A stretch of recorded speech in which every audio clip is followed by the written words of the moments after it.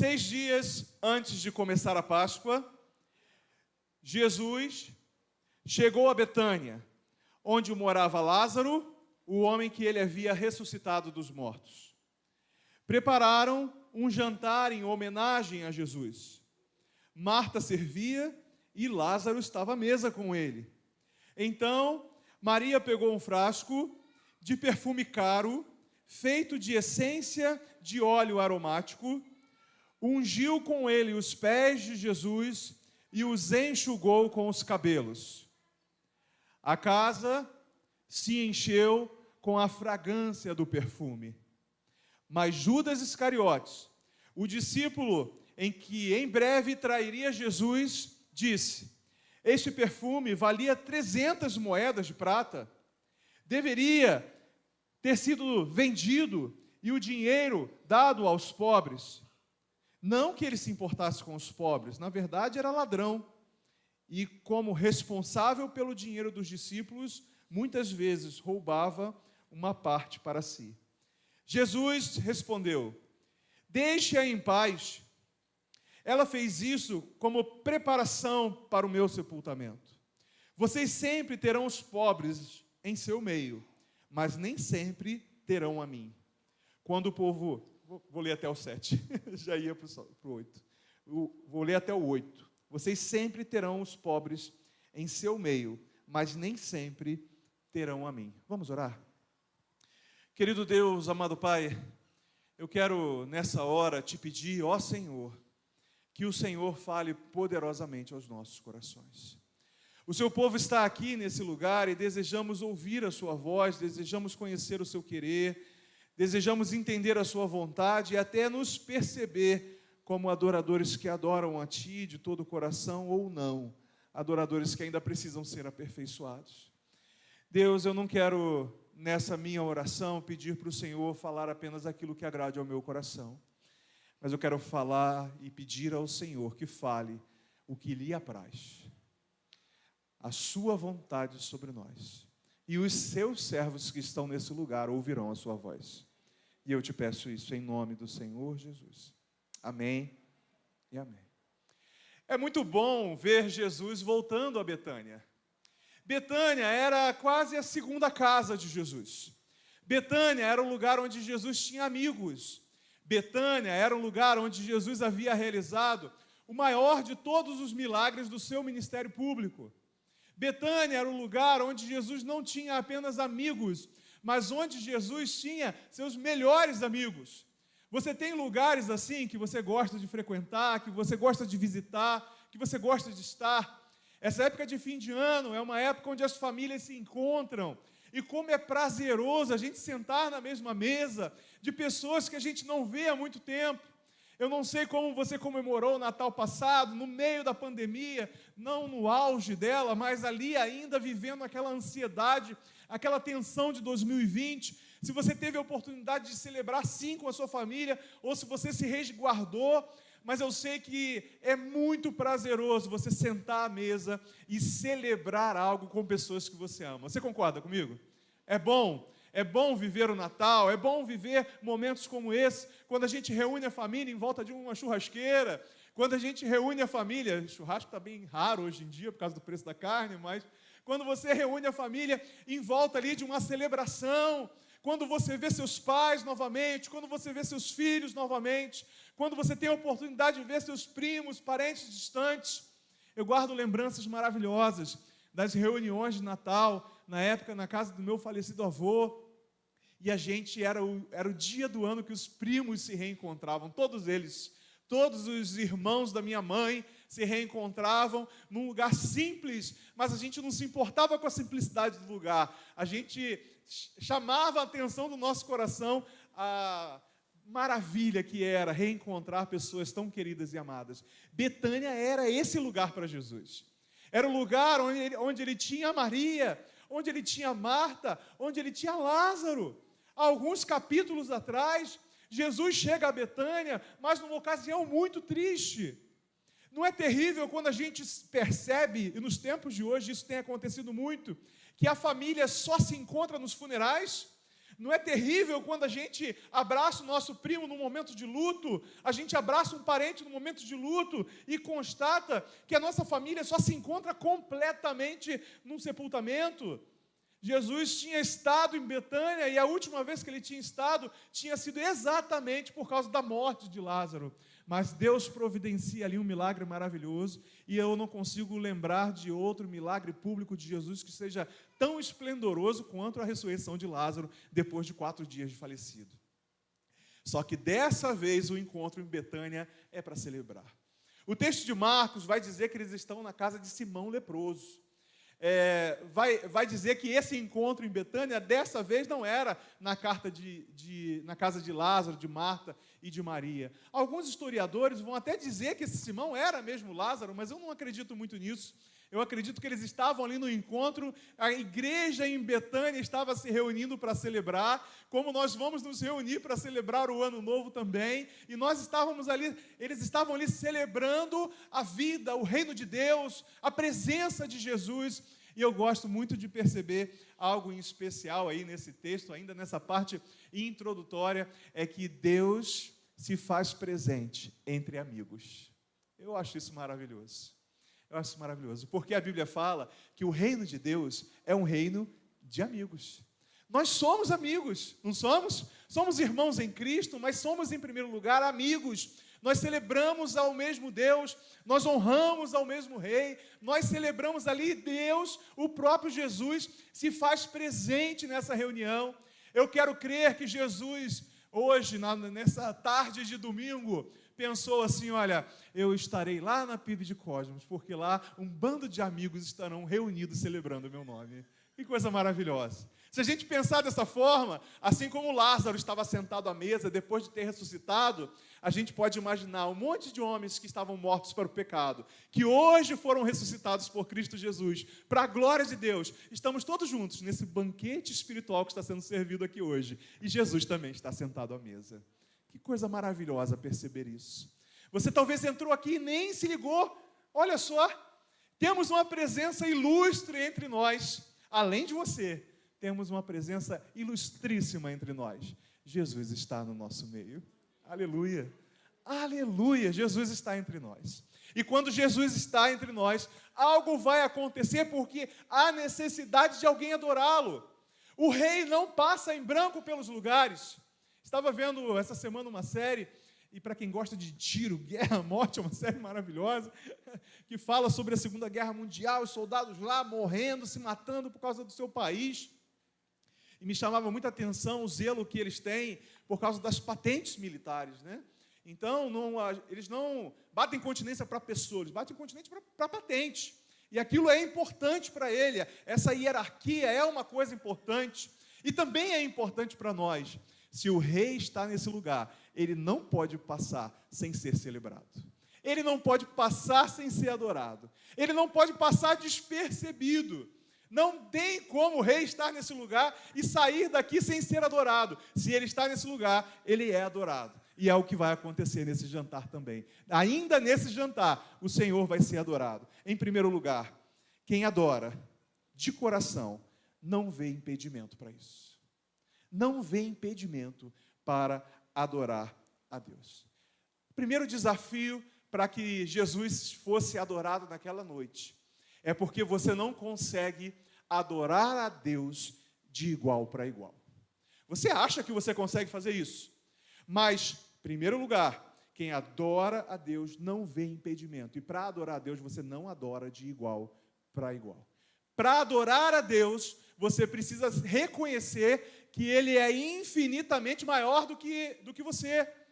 Para adorar a Deus, você precisa entender de que você é pequenininho e Ele, como as crianças cantam, é um Deus grandão. E como é que você faz isso? Como é que você celebra a Deus, que é um Deus maior do que você? Você chega à presença dEle, como eu posso fazer com o Ramos ou com o Sebastião? Não posso fazer com eles porque eles não são da minha altura. Vou fazer com o Rômulo, que é mais ou menos da minha altura. Você acha que eu posso chegar diante de Jesus e fazer como eu faço com o Rômulo? Olhar ele nos olhos, na mesma altura, mais ou menos da mesma altura que eu, e conversar com ele dessa maneira? Não. Se Jesus está nesse lugar e você tem intenção no seu coração de adorá-lo, você precisa se prostrar. Há quanto tempo você não faz isso? Há quanto tempo você, diante de Deus, vou tirar para cá só para você entender isso. Há quanto tempo você não reconhece que Ele é o Senhor e que você não é nada? Há quanto tempo que você não dobra os seus joelhos, ainda que não seja publicamente como eu estou fazendo agora, mas no seu quarto, na sua individualidade, no seu particular, você não se prostra diante dEle e não reconhece que Ele é o Senhor. Maria não vê dificuldade nisso. Eu sei que hoje em dia, as pessoas não querem se rebaixar para nada. As pessoas não querem se sujeitar a nada. Mas não tem como adorar a Deus se não for em prostração. Não tem como adorar a Deus se você não dobrar o seu joelho, ou ao menos não dobrar o seu coração. Uma canção que cantávamos aqui, que eu sugeri ao ministério há mais ou menos um mês atrás, quando entrar nesse lugar para adorar a Deus, não dobre só os joelhos, quebrante, dobre também o seu coração. Irmãos, há uma necessidade de prostração. Isso pode ser dificuldade para você, se prostrar diante de alguém que você finalmente reconhece que é um Deus maior do que você. Mas para Maria isso não é dificuldade, ela se dobra, ela se quebra, ela se quebranta. Antes de quebrar o vaso, ela quebra a si mesma. Antigamente, quando o coração do povo era mais voltado ao quebrantamento, cantávamos com muita frequência aquela canção que dizia: eu quero ser, Senhor amado, como um vaso nas mãos do oleiro. Quebra minha vida e faça de novo. Eu quero ser um vaso novo. Quebrantados. O Senhor busca entre nós aqueles que se quebrantam, que se derramam. Ela quebranta primeiro a si mesmo e depois ela quebranta algo que lhe custa. Na semana passada falávamos de Davi, falávamos do sacrifício, falávamos da oferta e agora Maria se quebranta e ela quebra um vaso e derrama sobre Jesus. No texto de Marcos diz que ela derrama sobre a cabeça também, e nesse texto dá ênfase a ela derramar sobre os pés um perfume extremamente caro. Era um óleo aromático extremamente caro. Irmãos, para vocês terem uma ideia do que ela faz em quebrantamento, em adoração, da oferta de adoração que ela dá, essa oferta, Judas, que era o cara entendido do dinheiro ali, que era o tesoureiro, um tesoureiro ladrão, mas era um tesoureiro, ele olha para aquilo e aquilo incomoda o coração dele, ele não tem preocupação nenhuma com os pobres, nem nada, ele fala aquilo da boca para fora, o próprio texto bíblico fala isso, mas ele se incomoda com, entre aspas, o desperdício. E quantas vezes a gente acha que o que a gente está doando para Deus, seja oferta, seja o seu tempo, seja a sua dedicação, você está aqui contando os minutos para isso aqui acabar logo, a gente acha que a gente está desperdiçando a nossa oferta de gratidão a Deus, o seu tempo, é desperdício de tempo, é desperdício de esforço, é desperdício de dinheiro. A gente acha isso. Irmãos, 300 moedas de prata, 300 moedas de prata. Você sabe quanto isso vale? Eu vou te falar, um trabalhador braçal, não um trabalhador intelectual, mas um trabalhador braçal, o cara que trabalhava na fazenda, o cara que trabalhava na agricultura, o cara que trabalhava ali na criação de animais, o cara que trabalhava fazendo faxina, o camarada que suava a camisa para ganhar o dinheiro dele, ganhava 1 moeda de prata por dia. Você entendeu?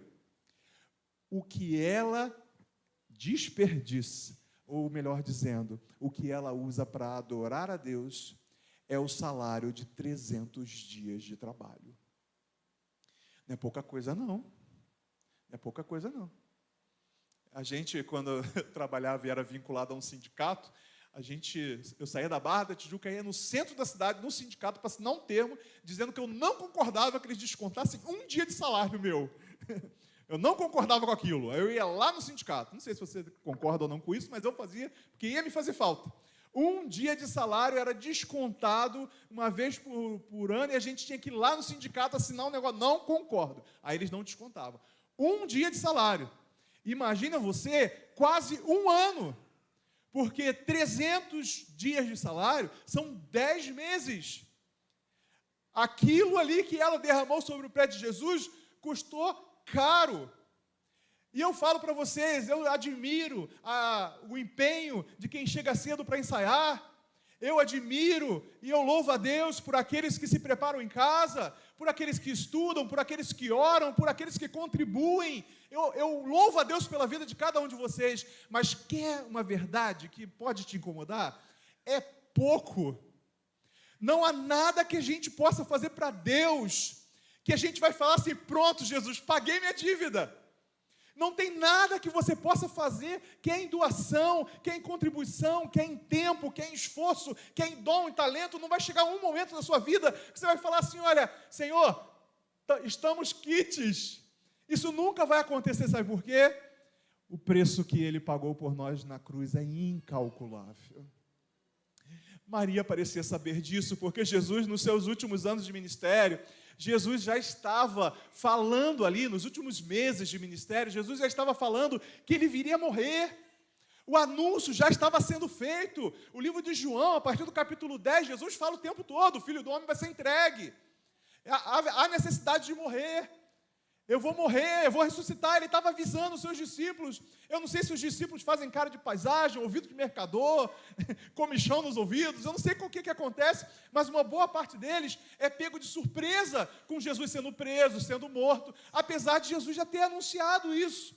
Mas Maria entendia isso e a gente vê que o próprio Jesus admite isso nela depois. Ela não vê impedimento para adorar e por isso ela se prostra.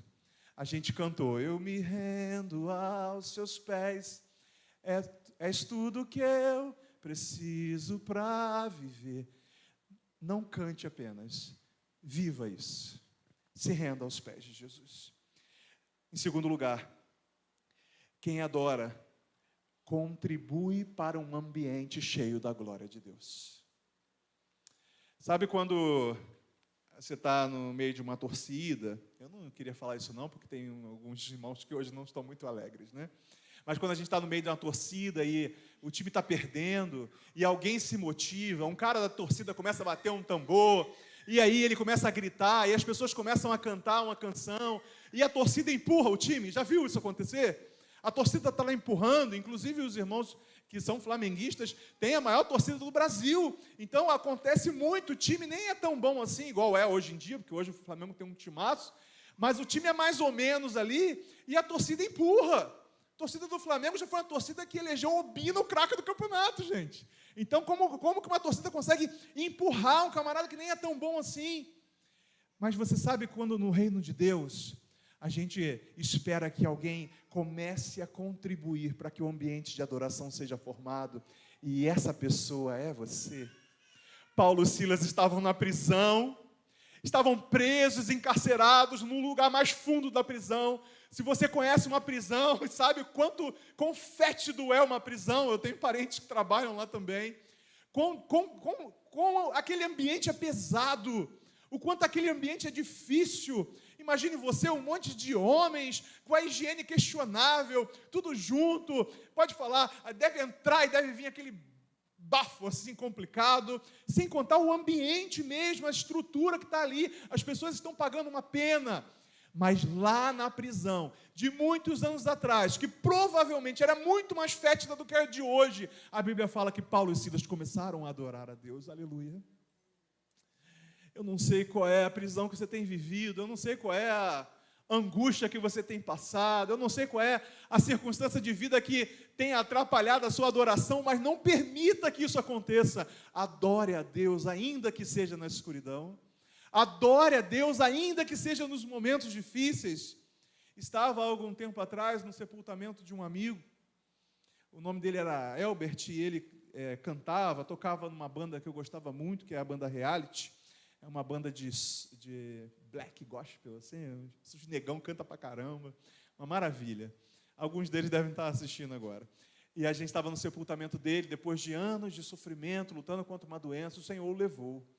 E todo mundo muito triste, apesar dele sempre tem um sorrisão alegre, sabe aquele negão que abre o sorrisão, vem aquelas canjicas brancas, assim, que você vê de longe, uma maravilha. E todo mundo muito triste, porque havia perdido um amigo, até que uma das amigas dele, a gente não pôde fazer aquele velório, a gente estava esperando o corpo chegar para já enterrar. Uma das amigas dele subiu num daqueles banquinhos de pedra lá do Jardim da Saudade e falou assim: irmãos, Elbert está vivo. Elbert está vivo na glória de Deus. Ele está mais vivo que nós. Então vamos celebrar ao Senhor, que deu vida eterna ao Elbert e prometeu para nós também. Eu nunca mais esqueci aquilo, porque o ambiente de tristeza, o ambiente de luto, se tornou um ambiente de adoração. Essa mulher pega o que ela tinha de mais precioso e consagra para Deus. E a Bíblia fala que quando aquele perfume é derramado, não só Jesus fica perfumado, mas todo o ambiente é contaminado com aquele perfume.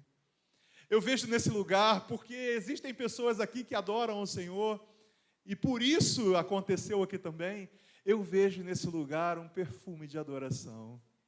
Eu percebo nesse lugar porque pessoas cantaram, pessoas adoraram, pessoas celebraram, pessoas levantaram suas mãos. Eu vejo nesse lugar um perfume de adoração. E é engraçado você falar, ver um perfume, mas é porque é espiritual.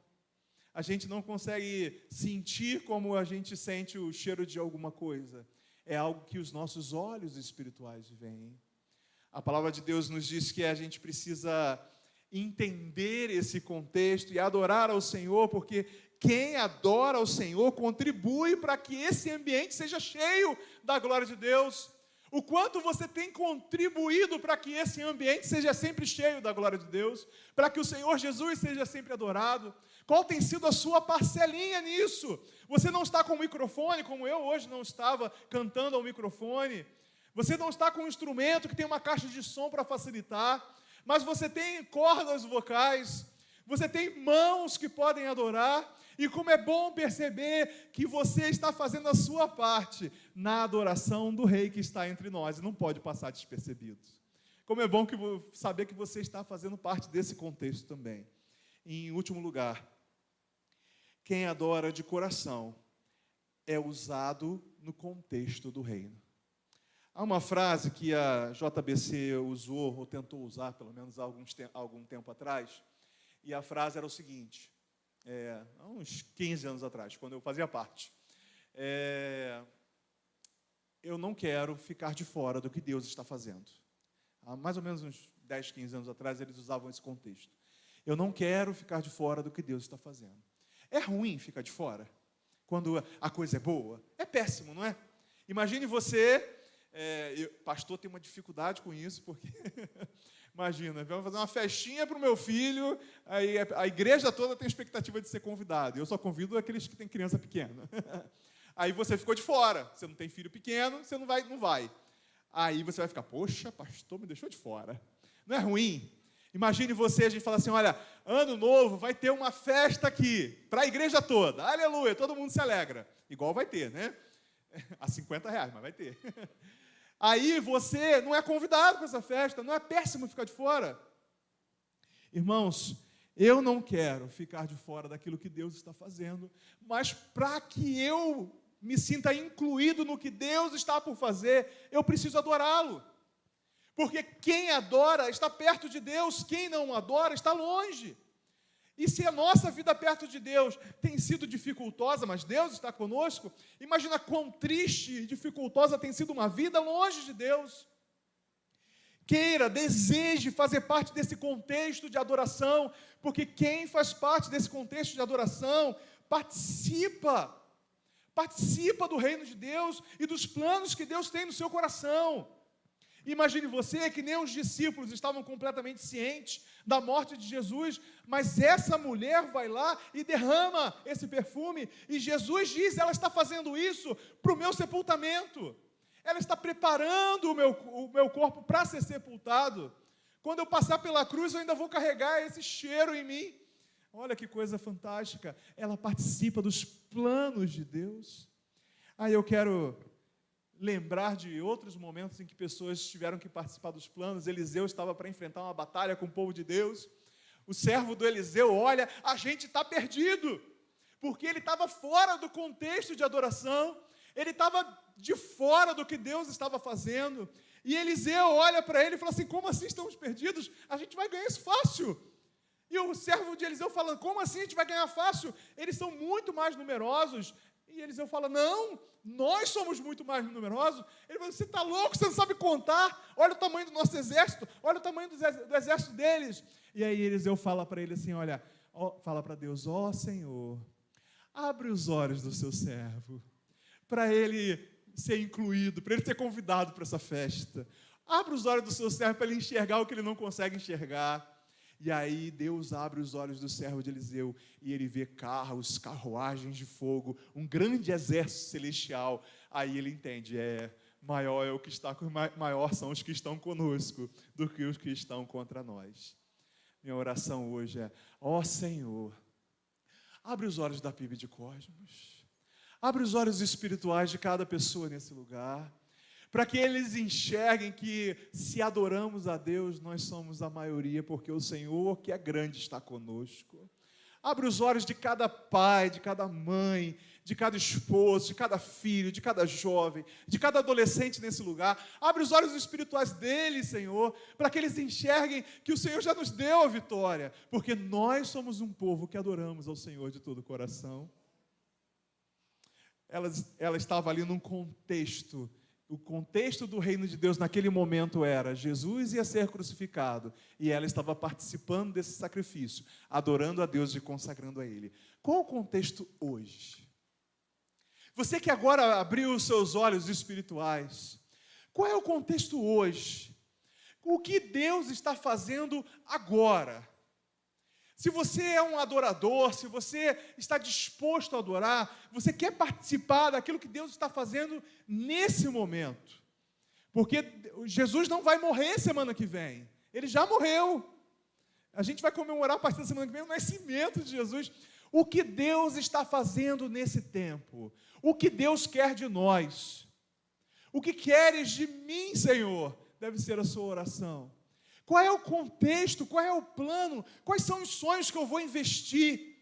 Quais são os propósitos de Deus para a minha vida? O que Deus quer da nossa igreja? Você consegue enxergar isso? Se Deus está revelando a você o que Deus quer para nós hoje, siga isso, em nome de Jesus. Para você crente, eu quero dar um spoiler do que Deus quer de você. Deus quer você consagrado a Ele. Deus quer você consagrado ao Senhor Jesus. O Senhor quer de você uma adoração exclusiva. A adoração exclusiva a Ele.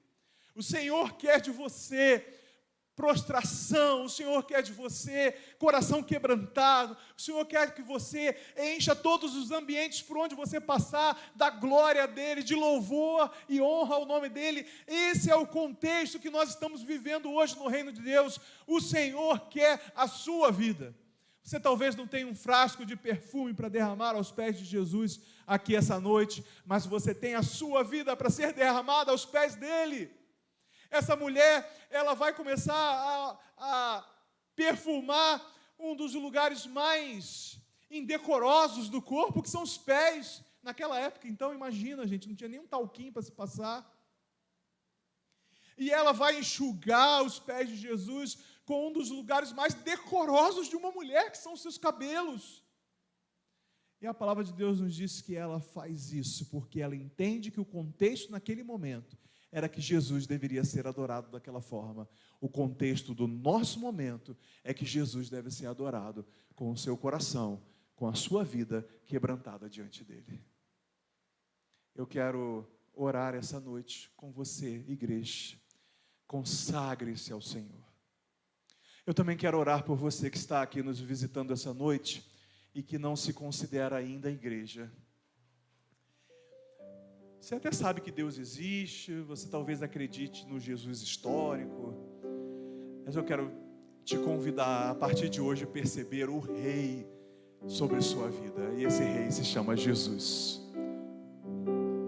Jesus sobre a sua vida, Jesus como rei. E diante desse rei você se prostra, você se ajoelha, você se quebranta. Diante desse rei você faz, lembra da brincadeira? Tudo que seu mestre mandar. Jesus quer a sua vida derramada aos pés dele.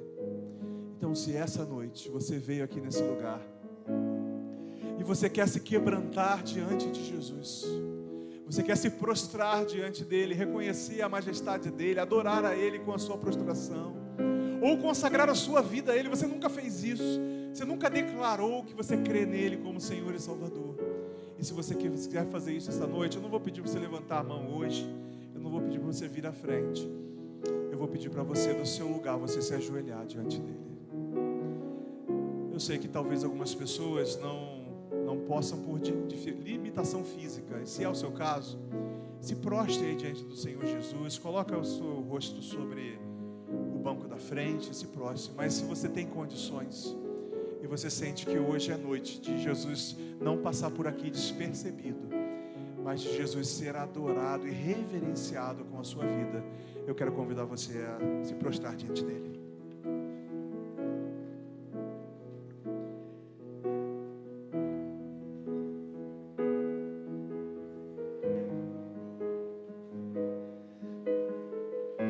Deus, querido Deus, os nossos olhos foram abertos e a gente viu o rei passando. Ó Senhor, e diante de ti, ó rei, nós nos prostramos, nós te adoramos, nós te adoramos. O Senhor é o rei, o Senhor é Deus, e as nossas vidas pertencem a ti, Senhor. Nós queremos te adorar não apenas com a canção, mas nós queremos te adorar com as nossas vidas, com o nosso coração. Então, Senhor, nós nos consagramos a ti, declaramos: tu és o rei, tu és o Deus. Seja adorado entre nós. A sua igreja te adora. Aqueles que ainda não são igreja agora estão se entregando a ti, consagrando suas vidas a ti. Senhor, o Senhor é digno de toda a honra, de toda a glória, de todo louvor. Nós te celebramos, nós, Senhor, nos prostramos diante de ti, não há outro digno, só o Senhor é digno. Deus, nós queremos nos prostrar diante da sua presença e declarar: ó Deus, ó Rei, que não existe outro além de ti. Não existe rocha alguma como o nosso Deus. Somos apenas seus servos e o Senhor é o nosso Rei. Que o Senhor possa ter percebido o perfume desse lugar e que a adoração desse lugar chegue como um cheiro suave no seu trono de glória, porque a sua igreja prostrada declara que o Senhor é Rei sobre todas as coisas. E nós te clamamos, nós te adoramos, em nome do Senhor Jesus.